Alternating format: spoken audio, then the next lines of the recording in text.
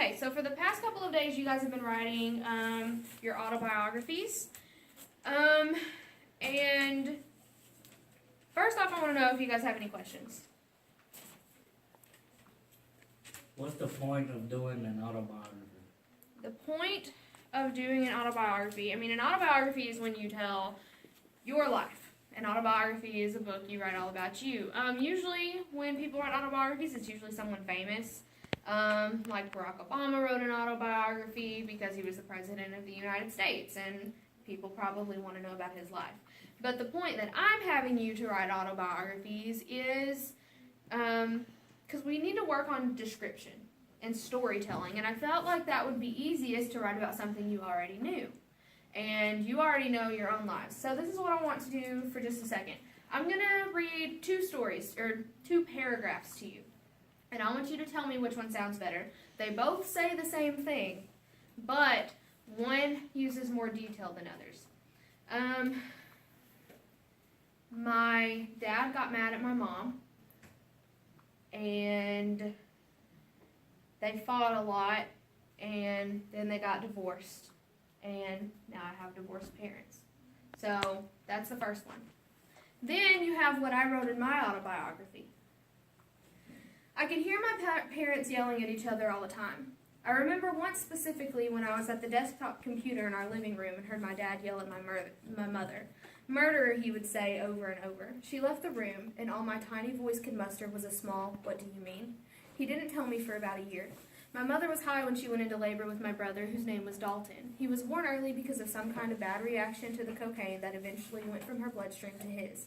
I don't recall the science behind it, but I remember my dad explaining to me that she had a problem and needed help, and the divorce was quick and painless. So, which one sounded better, the first one or the second one? Second one. Second Why? Because you gave more detail to it. I gave more detail, but why else? I'm looking for something specific. Because you went more in detail, like... Other than that. You So- wanted us to see how you described it. You wanted us to picture it. Don't use description, don't use the words description or detail. What did I do? You just had to have voice in the story. I had voices in it, so there was dialogue. I was telling a story. Now, when I said my parents got divorced, or my dad got mad at my mom, my parents got divorced, I'm just telling you facts that happened. This, while I'm still telling you what happened, I'm telling you a story. I'm giving descriptive image. I had a small voice. I tell you where I was, who was involved. I have dialogue. I have words that were actually said. So that's going to help. Now what I want is I want someone to volunteer to read me at least one paragraph of theirs. Harmony. Okay. Hello, my name is Harmony Starr Cooper. I'm 15 years old and I was born in Douglas, Arkansas on November 3rd, 2001. My favorite color is pink. The main thing I admire is a hobby is to look at myself in the mirror. I also love to do my makeup. I do my makeup at least 3 times a day. My favorite Caucasian girl is Hallie Kate Wilson. She's my best friend and she deserves the moon and stars. She's the only one I can relate to. She is really pretty with long brown hair and green eyes. She has a very crazy and fantastic personality. One time I was running to church with her and she just looked at me and punched me. I got mad at her, but I still love her. Okay, let's go back to the mirror thing. Read the mirror thing again, when you say you like to look in the mirror. The main thing I admire as a hobby is to look at myself in the mirror. What do you have after that?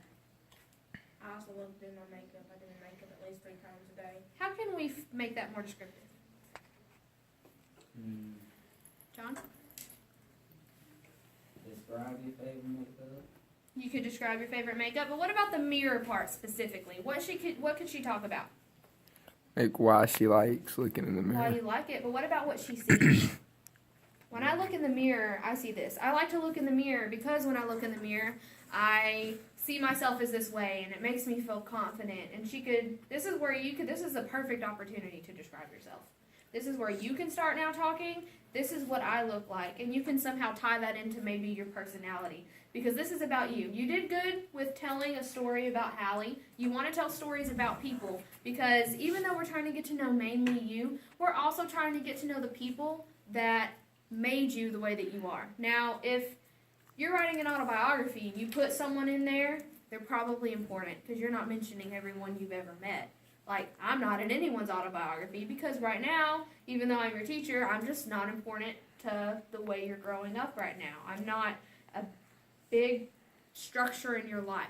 But when you talk about your parents and your best friend, they're important to you. And sometimes you think later on, oh, I forgot this person, but just know that the people that are in your autobiography, if you wrote their name down without even thinking, that's because they're important to you. And we need to know why, because that helps us learn about who you are. Do I have any other questions? Why do we have to have a title for our autobiography? That just kind of helps with the description. And I also want to get creative. I told you that you had to have a title. Most books have a title. My autobiography, I just called it My Sweet Life, and I tied that into the conclusion because my conclusion was, and life could not get any sweeter. That was the last sentence. Barack Obama's autobiography is called Dreams of My Father because he's talking about what a staple his father was in his life.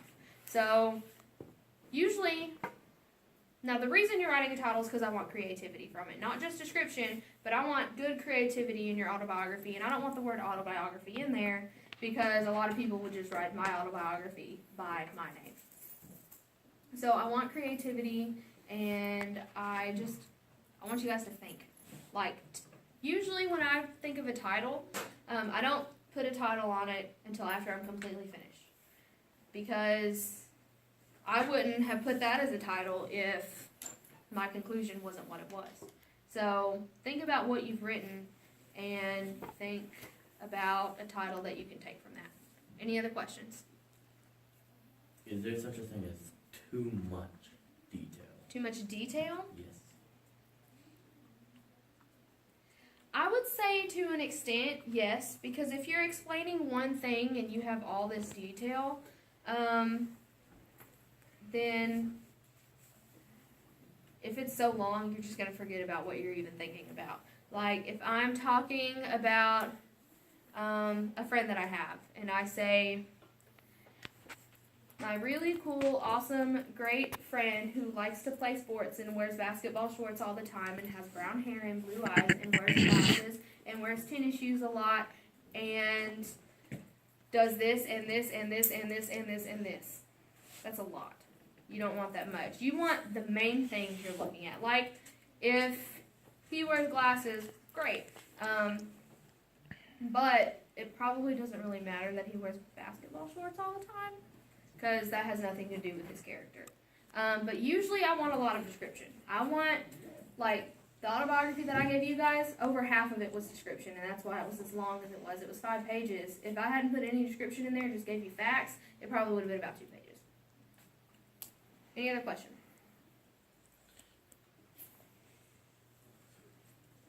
Do you have a question? What if it's like, you're saying what you do? You can say what you do. And what if there's too much detail in that? Well, I mean, if we want to know about you. So I think when you're talking about yourself, you could at some point get to too much detail, but I really don't think that you would.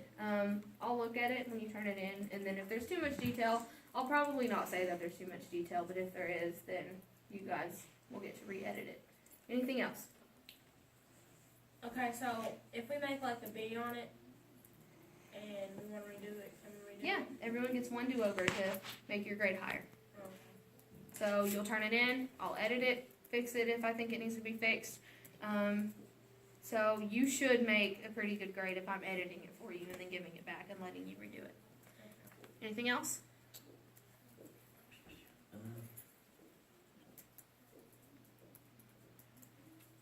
Anything about your autobiography specifically, like yours?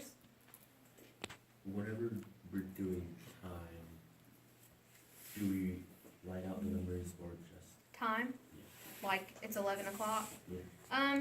I think it looks better if you said 11 o'clock if it's straight on the dot, but if it's like 12:02, you can put like 12.02. That's fine. Okay, so you guys can continue on your autobiographies. They're going to be due, when are they due? Sunday night. Yeah, Sunday night. So you have today in class and you have until Sunday night. And I don't think the library has anyone in it, so if you need to go there during study hall, or if you need to come in here during study hall, you can work on it. Oh, I need a note secretary to come in here because she won't like let me unless I have it. Okay. Guess Just I need to come back in here. come in here right before 7th, and I'll give you a note. Okay, thank you. All right. Yes. Can I come back here 7 p.m.? Yes, that's fine. Okay. Keep working on your autobiographies, and they're due Sunday night. Some people have already turned them in. If you go ahead and turn it in, I'll edit it, give it back. You can work on editing it this class period. Yes. Where are we going? Classroom. I'll show you how to. Do you know how to do it? Yeah. Okay. Yeah. Google Classroom. Amazing for autobiographies. Also, bonus points are still on Google Classroom. Those are due by tonight. If you want bonus points for those. So